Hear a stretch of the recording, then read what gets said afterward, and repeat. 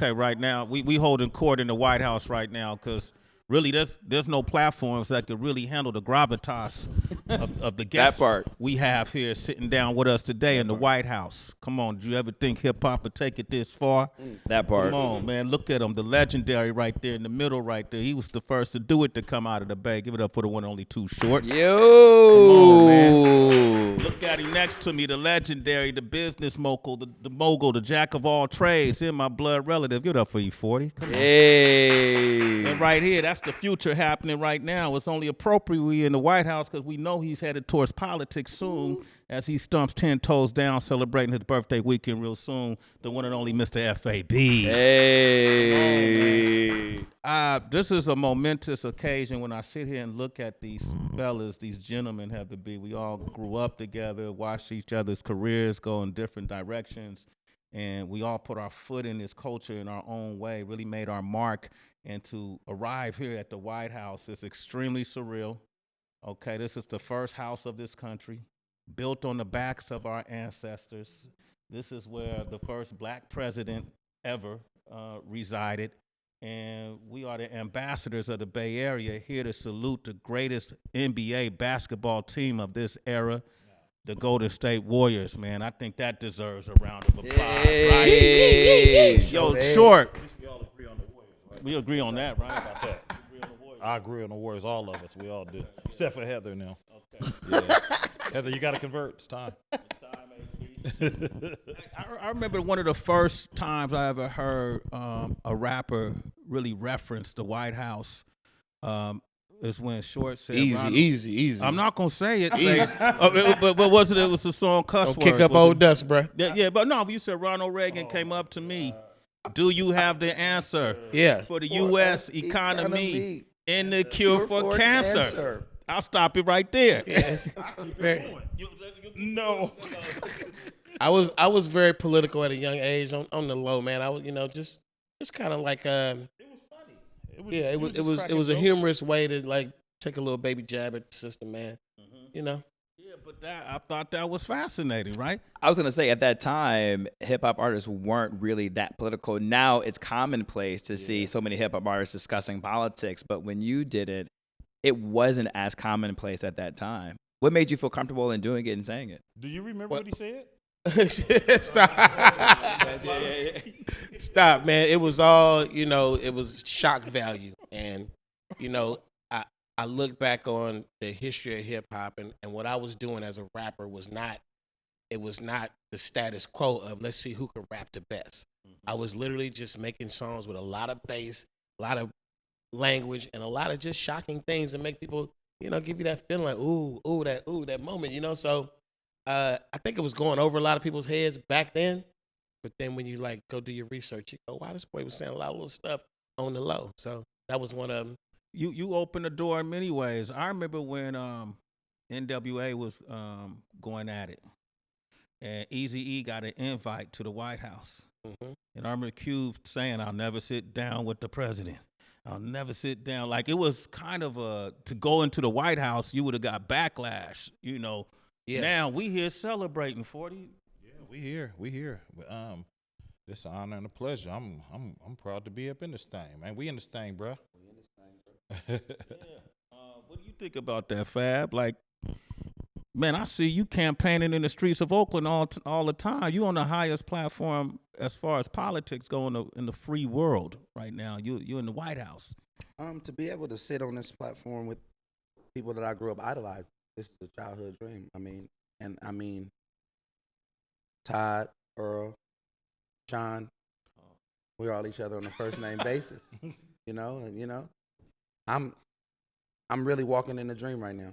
Right. Like I'm really like waking up. And Heather, the things that you've done to solidify women in hip hop, we stand on the precipice of changing the culture. This is the new politics. This is the new leaders. This is the new narratives.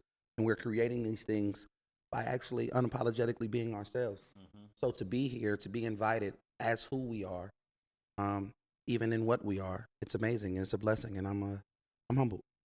I was curious if maybe Heather and you maybe communicated prior to coming here because your hat matches her shoes, and I didn't know if it was a wardrobe thing. Have you want to speak to that? No, is it for me? This is my first time here, and I was saying to Sway and Mike, who they've been here several times, and I was like, I woke up this morning and like just talked to my parents above in heaven and was like, yo, I'm going, y'all, today. Like, I'm going. I know this was a dream and wanted to call my grandmother and like that feeling. Did y'all tell is this your first time here? And did you tell anybody today that you were coming? I told my mama. She was like, boy, what? Right. I say, yeah, man. And then she just tried to call me, and I just texted her. I say, I'm at the White House. I can't talk right now. That's the one. But yeah, and wifey wanted to come, but we got limited access. Yeah. Yeah, but wifey wanted to come. Shout out to my wife, Tracy. Yeah, Shout out to Tracy. Many moons together since high school, so I wouldn't be here if it wasn't for her. We have a secret agenda. Sure. You got a secret agenda? We're trying to give Stanley here get his Get his things up. Yeah. political weight up a little bit. So he can run Forwards. for mayor. So he can run for mayor in Oakland, And then eventually and governor. and then the governor, and then the president. You hear he got the voice together, right? I Nah. saw that Definitely when got you the start voice. talking. Yeah. No, Real talk. I ain't when playing. you kicked it off with some of the words that you used, and I said, "Oh, that's where we are linguistically today." Okay, I'm going to go there. And, Hey, did you slide his government name in a little while ago? Yeah, Yes. he did. He just slid that real fast. yeah, we first named each other, all of us. I think Short knew my government name. I really did. I was like, I don't think nobody knew. Thank you, Stanley. No problem. My honor. That just shows the relationship, the proximity of who we are and what we are. You are my big brother. Is this your first time here too? I actually was invited. I was here in July for a national leadership conference. Yeah, he flexed on us earlier today. He flexed on me and Too Short earlier. Yeah, I've been here before. We couldn't believe it. At first, he was like, "You want me to show you proof?" And I was like, what? "Okay, we believe Hey, you." Quiet as kept. Every time he said he been here, he pick a different month. It was October a little while ago. That was July. I thought it was August. Yeah. He said August 22, didn't he? This is considered political rookie hazing. I'm okay with it.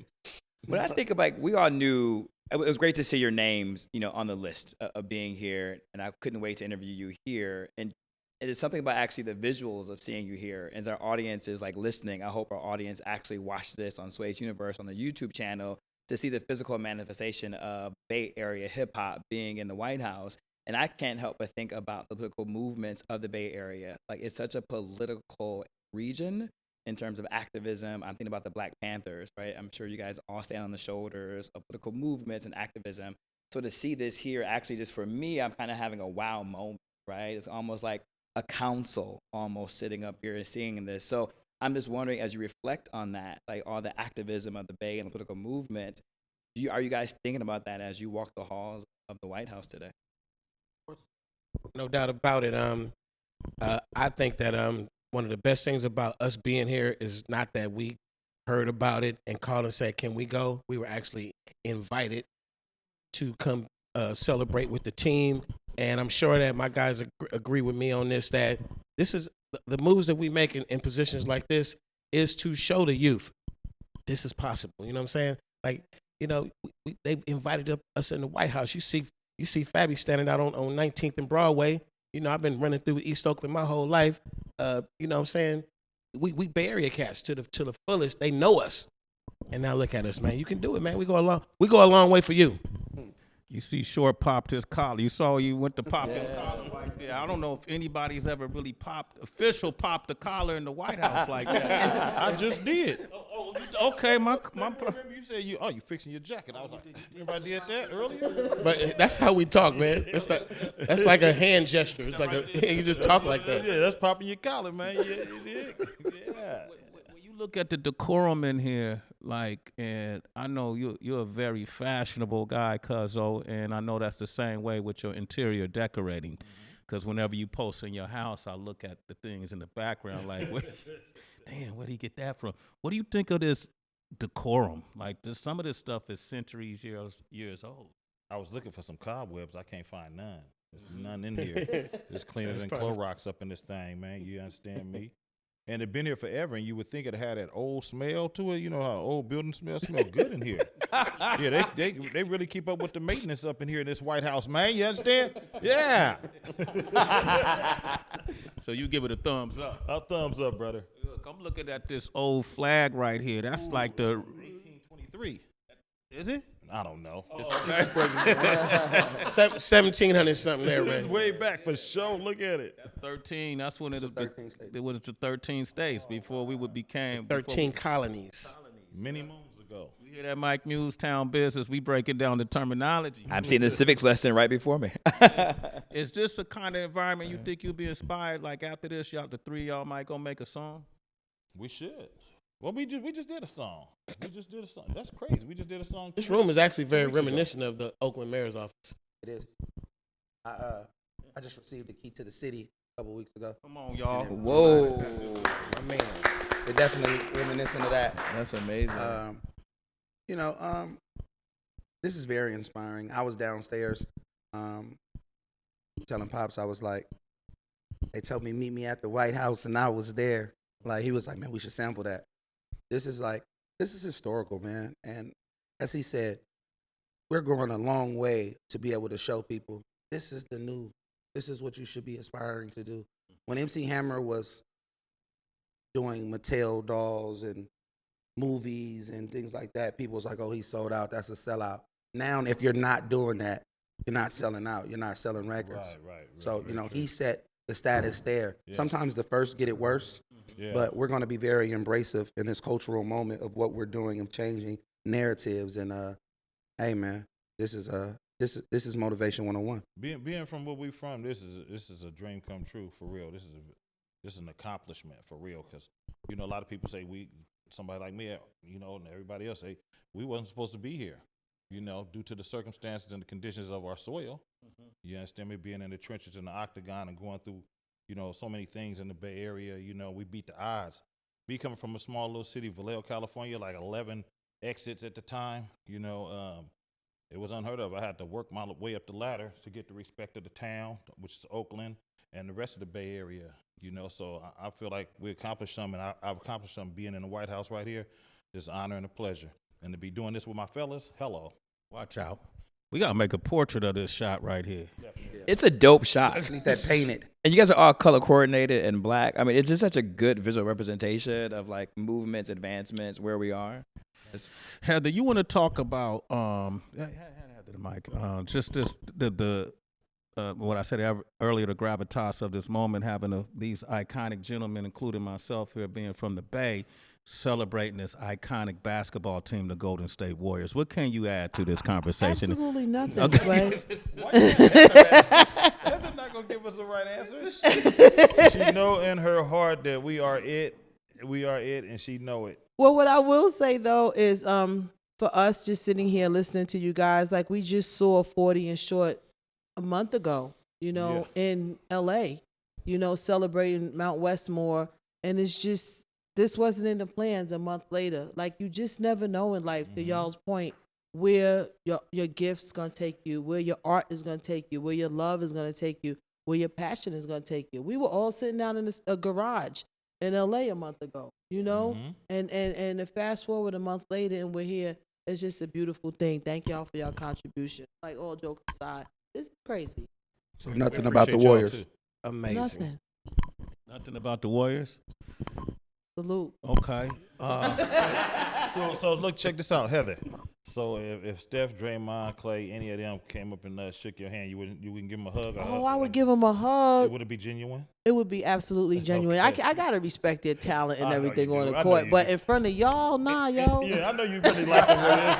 Hey, man, I our coach is from a player from her favorite team. Our coach played for her favorite team. Yeah. It's all family, man. When you got to break down the family tree. Well, see, that's why I'm here with. These dudes was cousins their whole life and just found out 9-10 years ago. Yep. You got to break down the family tree, man. Ain't that crazy? We were just talking about that. Yeah. I mentioned to him. Y'all got like granddaddies or something as cousins. What is it? It's to my granddaddy's side. Yeah. Reverend Thurman. I'm Reverend Thurman's grandson. You know what I'm saying? I think your dad. My dad's side is on my father's side, the Callaway side. Yep. In the 90s. It's funny when we talked about it. 40 said, "Man, people always told me my voice sound like yours." If you listen to my voice, like if you listen to the radio and you heard my voice and you heard Sway's, you'd be like, which one talking? If you listen to the radio, you heard my voice. You're not. Crazy, man. Sway, can I ask you a question? Absolutely. Did you go to the Million Man March? That was 96. 96. I came by. I didn't get close to the Million Man March. I came out to the East Coast though. Did you? That's my full circle moment right now. I was went at to the Million Man March. Yeah. I was there. I had to be there. I lived in Atlanta at the time. We got a caravan of cars came up, and it was. I did not give a speech, Earl, but you know, Why I went out. didn't you talk? Because I went and stood shoulder to shoulder. And I was there because I'm one in a million. I was amongst the people. OG Bone talked. OG Q Bone. But it was a beautiful thing that day, man. Like it was something that, you know, I've never experienced a feeling like that. Like literally, if the number was 1,900,000 or whatever the number was, it was black men. Yeah. And it was no negative energy in the air. And it was like, I just always remember the moment where the minister said, everybody put $1 in the air. Yeah. He said, that's $1 million. That's real talk. That's a trip. That's the power we have. You know, being out here is bringing that all back to me. That's when they showed that on TV, we seen brothers crying and everything. Yeah. It was very touching. You know what I mean? It was needed back then too in the 90s because the 90s was many. Needed now. The early 90s, it was way many. I seen an OG. He kept saying it back over and over again. He said, "This is the greatest day of my life." Yeah. And I'll never forget him saying the look he had on his face and how much he meant that. You know, come a long way, man. What year was that? 96. I say like 96. 96. Somewhere in there. Okay. It was a little calm down back in 96. I thought, okay, because 92, it was many. Oh, yeah. It was many. In a microcosm of that, nowhere to the level of that. Last night I performed at Howard, and I was mesmerized that I was around so many black people in love, no problems, and it was just I felt cheated because Oakland doesn't have an HBCU, and I felt like I want to do something to start the fight to bring an HBCU to Northern California. California in general. I feel like we deserve that because kids get a chance. They miss out on an opportunity to, like last night was like, I was like, wow, I had never been to one. And especially going to the Morehouse Howard game, it was like extra. I was like, yo, we need to bring that. So Sway, we need to do something about bringing 100% petitioning to get an HBCU. Because you went to an HBCU, right? I went to Grambling State University. I'll be there on February 1st. Major announcement, y'all see. But yeah, I went to Grambling State University in Louisiana. What was that experience like, just being from the Bay, going out there? Taught me how to be a man. Went out there when I was 17 and a half years old. And it just taught me how to be a man. I was on my own, stayed in a Drew Hall dorm, worked in the kitchen, washing dishes to pay my tuition. Hello, in real life. You been the goon with the spoon? I've been the goon with the spoon ever since they understand me. I can remember, man, you know, but yeah, nah, it's just you know, you learn so much. You know, you learn how to go, you know, I've been doing it, but you know, you got to go, you know, go to the grocery store, get your eggs, get your bread, get your butter, your milk. You got to do all that. We used to go to the county market, take $20 and stretch it. We was able to do that back in 86. It was fall of 86, 87. That's when it was, yeah. And so, you know, wash your clothes. Got to, you know, if you didn't have a basket, you know, you put your dirty clothes in a pillowcase, you know, and you put it over your shoulder and walk down to the wash house on the campus. You know what I mean? And we just had to survive. And I was rapping back then. I didn't have no records out. When I got back, I got in the studio immediately, and we made MVP, Most Valuable Players. Me, D-Shot, Sugar T, and Be Legit. Yeah. The grit don't quit, baby, and I ain't stopped ever since, so it's been 35 years with music on the shelf. And now you in the White House. And now I'm in the White House. Man. Come on, we in the White House, y'all. That's a round of applause right there. We are in the White House. If you could give President Biden any advice, what would you say to him? I would tell him to get his jump shot together like Obama. Get a little light on your feet, get that jump shot, you know. Okay, that's fair. But no, on the serious side, no. You know, I think that what's really needed right now to me, and it's always been, it's just options, man. Options Mm-hmm. for our little ones, man. They get to they get in elementary school. Everything is just like, bright eyes, and you just see in the world. And then you get like middle school, high school, and the options start dwindling for inner city kids. And it's like, we try, man. We try to give opportunities, but if the nation would just see it like that, just opportunities. Mm-hmm. You know what I'm saying? You ain't got to make nobody do nothing. A lot of kids, we get to this point in our life in a city like Oakland, 12 years old, 13 years old, and you got these are your options. Let me go try to play sports. Let me stay my little ass in school and try to do the best I could be, or let me get in these streets, bro. And too many times we choose the streets, and we choose that because you're looking at everything like, man, I ain't gonna make it in sports, man. And I'm gonna tell you like this too. A lot of the reason why our young ones choose the streets is because you didn't give them the right education from K through 6, and they get to the next level and they're stumped, and they like, man, this ain't for me, man. These streets is right there right now, and it's like options, opportunities. Opportunities, yeah, we need options and opportunities, because a lot of times, we used to be outside when we was kids. We had the luxury of being outside, coming in when a porch light came on. We didn't even want to come in, but we had to, you know what I mean? But they don't really do that no more. They play video games and be on social media, and the video games, they turn the violent video games into real street life. Like they think the streets is the video games.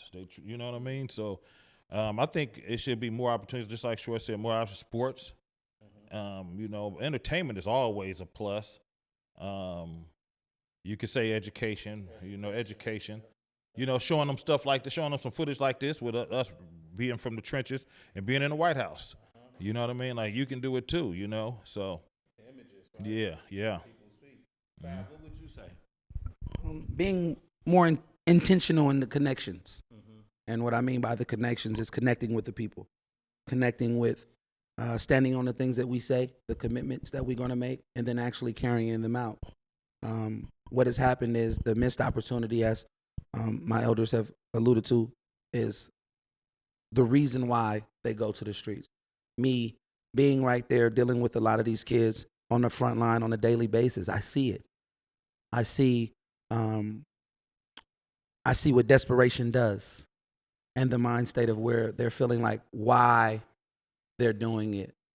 So we have to be more intentional on how we connect to these people and to these kids, being able to say, to be there, to provide for them.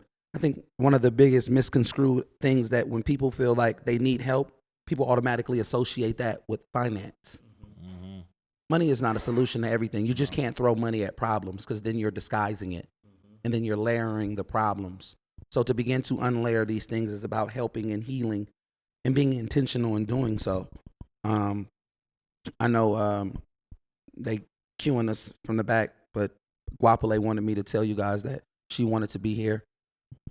She was going out of the country, so big shout out to the queen of our area, and I love you, Guap, and I told her that I would say that and share that with you guys. Love Guapole. We love Guapole. Yes, indeed. Gentlemen, man, I'm glad I got to experience this with y'all. Yeah, it's awesome. We ain't gonna look at each other the same when we back different. in the bay, because we done did this. But congratulations to you all. I see you in these front lines, and you sustain these amazing careers, and then you evolved. You allowed yourselves to evolve with it the same. That's sometimes that's hard. I had to allow myself to evolve with the success, embrace it, and move forward and keep elevating.